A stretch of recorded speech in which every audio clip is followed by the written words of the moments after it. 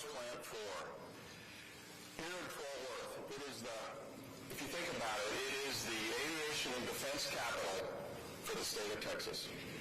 Our legacy really stems from World War II. Fort Worth was the cornerstone for American aerospace innovation in World War II, and we have sustained that legacy relative to really being the front end of aviation innovation and advanced high-end defense manufacturing. Today, we stand here behind me in front of the only fifth-generation fighter that's produced in the world. The production rate of this facility, if you add up all of the rest of the free world combined, 5 times the capacity here in Fort Worth. This is what this generates on behalf of our nation. I can't speak highly enough relative to this group of folks that stand behind our distinguished guests. It is you, on your back, relative to your ability of artisanship, proficiency, dedication, that last year we delivered 191 F-35s off this line. Give it up.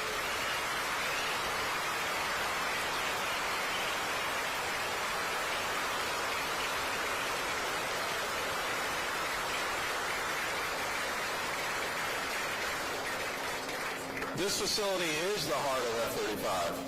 But across this great nation, there's an additional 290,000 Americans that come to work across 1,900 different companies that have direct contribution to the F-35. Think about that for a minute. Also, our workforce. We are extremely proud and honored to say that 1 in 5 of our employees either have served or are currently serving in our armed forces. Thank you to the veterans and those that are currently serving in our crowd.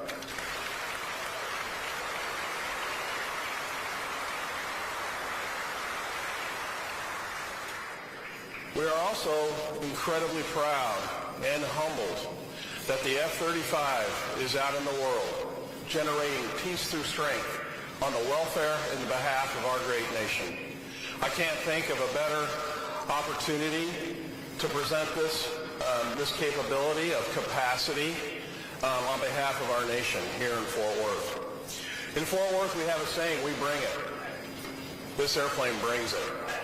It just brought it about a week ago. It brought it about 4 months ago. And it brought it again in the previous recent path on behalf of our nation and our allies around the world. Incredible capability. Now I would like to thank Secretary Hegseth, first of all, for his vision, his leadership, his steadfast commitment to our warfighter.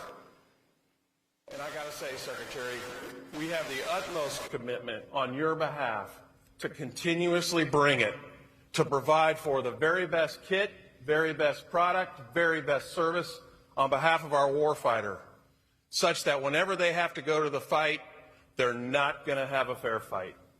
That's what we do each and every day. That's what you all do each and every day. So without further ado, please join me in a warm welcome to Secretary of War, Pete Hegseth.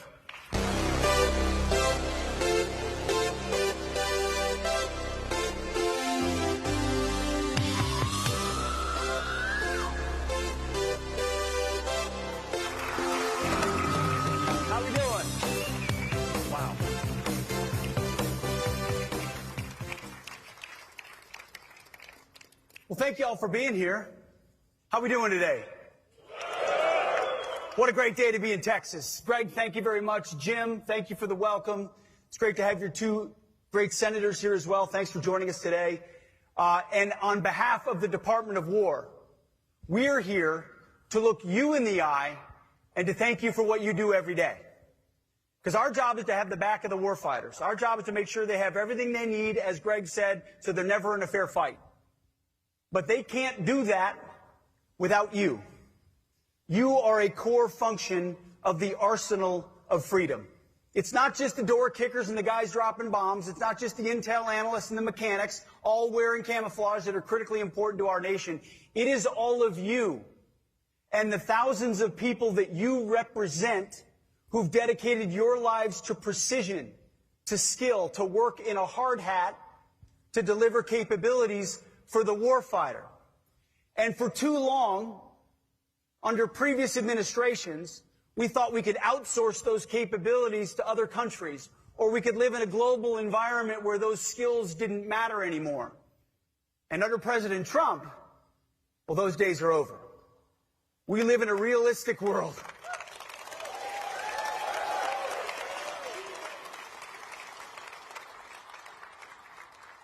We live in a realistic world where if you want American strength, you better have American manufacturing.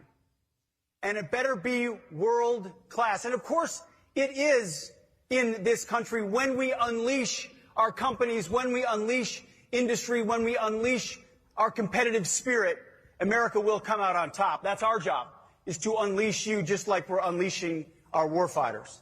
And President Trump's been really clear, in case you're not paying attention. His guiding principles are, if I were to summarize three of them, it would be America and Americans first. America and our country, its security, its citizens, its workers first. Setting the conditions for you to succeed, securing our people and our country and our interests, starting with our hemisphere and our homeland. Makes a lot of sense to me. Number two is peace through strength. At the War Department, we are the Strength Department. Our job is to be that hammer when necessary, hopefully to never have to use it. The whole idea is deterrence. You want peace through deterrence. If you have to use it, you fight and you win overwhelmingly. And third is common sense, which is not so common in Washington, D.C. But in the Trump administration, when you look out at the problem set and you realize, hey, making things here and making them well at scale and at volume and at speed is critical. Protecting critical industries is important to our success on the battlefield. That common sense is applied every single day. The other place we're applying common sense is in our priorities of the department. First is we're reviving the warrior ethos. We want to get rid of the distractions and the debris. No more DEI. No more dudes in dresses.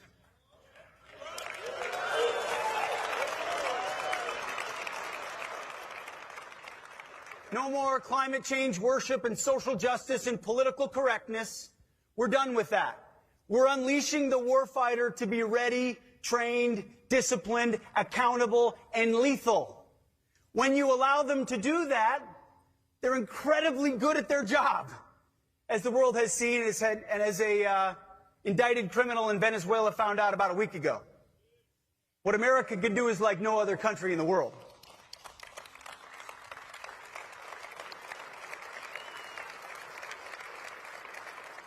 And that's really important to us. We want to allow commanders to be commanders again, to make those critical decisions, and to hear from commanders on the ground. And we have an opportunity in our office to talk to commanders who say, hey, we've never felt this supported before, ever, in our time in command, under President Trump and under the War Department. You're allowing us the authorities to go out and do what we have to do. You're clearing out the debris. That's our job. Our job is to make our warfighters as capable as they can be by giving them everything they need and then getting out of their way when it comes to mission accomplishment.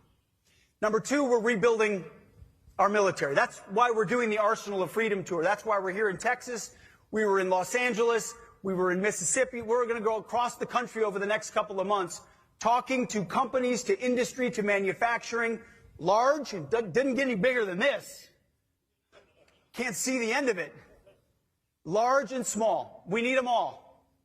And we need them moving fast, at scale, at cost, open architecture, so we can outcompete our adversaries. We are rebuilding the Arsenal of Freedom. President Trump did it in his first term, and we're going to do it again. We had a historic budget last year. I don't know if you saw, the president announced the goal of $1.5 trillion for our national defense in 2027. That is a message to the world.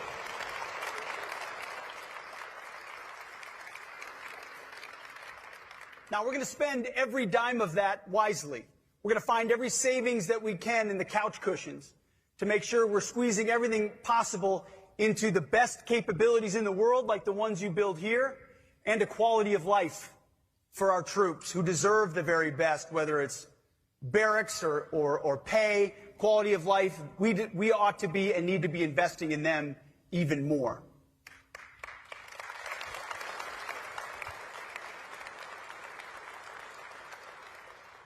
Reviving the warrior ethos, rebuilding the military, and reestablishing deterrence, which is something this airframe has been involved in from the beginning of this administration and for long before that as well. But when you lose your way about what American leadership looks like, it invites chaos and challenge in the world, which is what we saw under the Biden administration.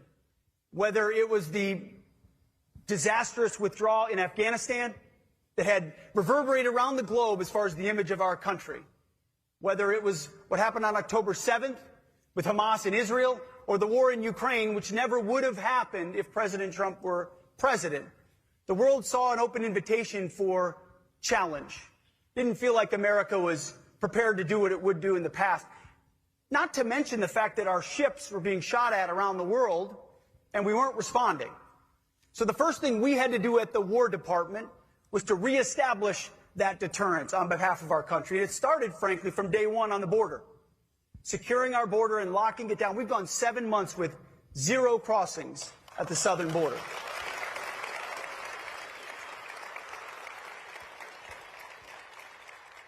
Credit to CBP, credit to our law enforcement partners and ICE and others who do very difficult jobs every day. The Department of War is proud to stand beside them and ensure they can do their job, and we've done it from the first day at the border. We also did it through our effort with the Houthis in Operation Rough Rider. From the beginning, some people thought, well, what are we doing there? Why the Houthis? Because the Biden administration allows our commercial shipping and other shipping, military ships, to be shot at. I mean, all the way back to Thomas Jefferson, we've understood that free navigation to the seas is a core tenet of the United States of America. Yet they just sort of allowed that to happen as if it didn't matter. These airframes and others helped bomb the Houthis for 50 days, and they cried uncle. So we're not going to shoot at your ships anymore. And American ships around the world and in that region sail freely. Peace through strength, reestablishing deterrence. If you look at Iran and what President Trump said about their nuclear capabilities, he said Iran will never have a nuclear bomb.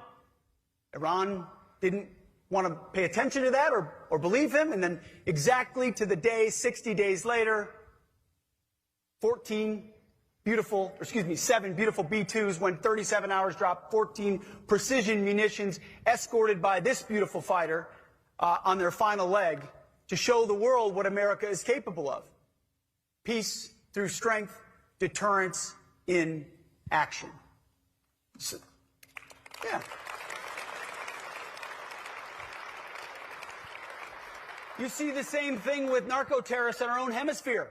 For how long have we been talking about going after drugs and the poisoning of the American people? And for the longest time, it was a catch-and-release program, a law enforcement function, while these narco-terrorists and designated terrorist organizations specifically targeted our communities, our kids, and our people in our country. They knew exactly what they were doing. So instead of the catch-and-release, we let them know if you're going to sail drugs in international waters, we will target your drug boats and we will sink them. There haven't been many boats sunk recently because we can't find boats to sink. Because no one wants to get in a narco boat, which is the whole point. Stop sending your drugs to our country and poisoning the American people.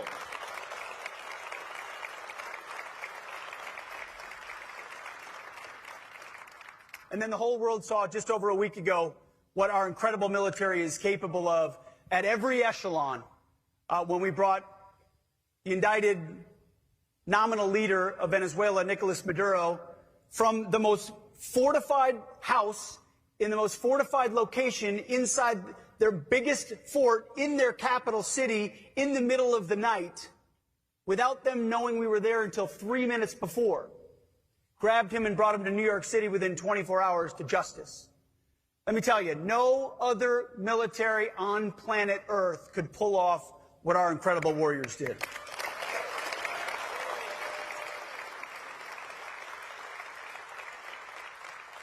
And all of that brings me back to why I'm here looking all of you in the eye. And I'm not trying to not make eye contact with this incredibly important and good-looking group up front. It's not about these folks. It's about the men and women who poured their lives and careers into building these incredible machines and ensuring at the War Department we create an environment where you can do your job as quickly and efficiently as possible. And that means ensuring in a highly bloated bureaucracy, and that's what the Pentagon is very good at: paperwork and bureaucracy and process. It's a giant headquarters, and many of you are veterans. I think 20% of this company are veterans, which is incredible. You've been to headquarters. Headquarters move paper. You can imagine the amount of paper we move at the Pentagon. There's process for process for process, meetings that exist for meetings for meetings. You can imagine how difficult it is to move at speed or efficiently in that environment. Our job, and President Trump has directed us to do this, is to overturn the entire way we do business to ensure that we get the 85% solution, the best of the best, in the hands of the warfighter as quickly as possible, as opposed to waiting years and years and years and spending tens of billions of dollars more for some perfect solution 15 years off in the future that never gets into the hands of the warfighter. We're changing the game to incentivize speed, to incentivize efficiency, competition, open architecture, at cost, ensuring that big companies like this one and small ones can compete. And I've had some pretty tough words to say, and the president had put out an executive order just a couple of days ago about how big defense prime contractors in this country need to step up. And he's right. And he's looking out. I'm looking out into an incredible audience of Americans here who are committed to an incredible company that's built incredible platforms. And I think, and I know, and I believe that Lockheed will step up. Because we've seen it already in what's happened with the records on this line this year. What happened with the deal on PAC-3s and the investment that this company is making. Listen, you're even working while I'm speaking. I appreciate that. It's fantastic. Keep going.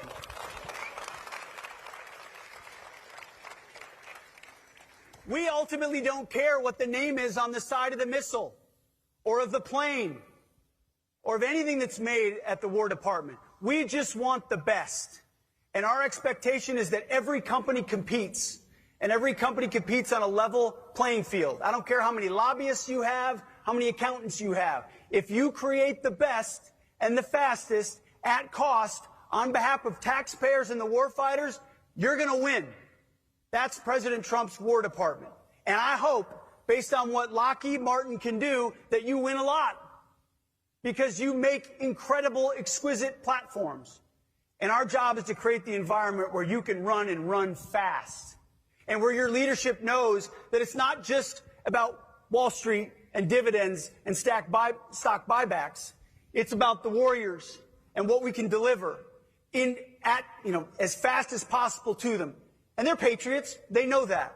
So we're changing that incentive structure for the entirety of the industry across defense to make sure. I mean, President Trump's deadly serious about this. He feels the urgency of the moment, and so do I. We've got to build. We've got to rebuild that arsenal of freedom. We've got to go fast. The warfighters need it. They deserve it. We've got new peer adversaries that are building at record speed. We have to, but we have the best workforce in the world, the best engineers, the best entrepreneurs, the best innovators. It's this crowd right here. And so the Arsenal of Freedom Tour is meant to speak to you and your peers and to tell you to keep going. Go fast. Take risks. Be ambitious. Invest your capital up front and know that there will be a demand signal from the Department of War to have you keep running. So I want to give my appreciation to the leadership here of this company that has taken that demand signal and is running with it. That's exactly what we want. And we're going to give the same message to small companies and medium-sized companies. Join us in this sprint. The urgency of the moment requires it. The war fighters need it, and they need it yesterday. So thank you very much for inviting us here and having us here. Thank you for the accepting and grasping the challenge of President Trump, as well as our department, whether it's R&E or A&S, everybody. My charge to my team is to do everything they can with this precious moment we have to rip the bureaucracy out and streamline the process so that we can get in the hands of the warfighters what they need today. So thank you all so much for what you do, for why you're doing it. I've had a chance to meet a number of you who have kids or grandkids in the service. Many of you have served yourself. We are shoulder to shoulder with you because we can't deter the next conflict without the skills and capabilities that you have. I'll end by saying what President Trump said over the radio to the incredible Americans who went to downtown Caracas. He simply said, good luck and Godspeed. I know you don't need good luck. You're good at what you do. But Godspeed, because we need the capabilities you're creating here, and our job is to ensure you have everything you need in that process. God bless. Thank you very much. Appreciate it.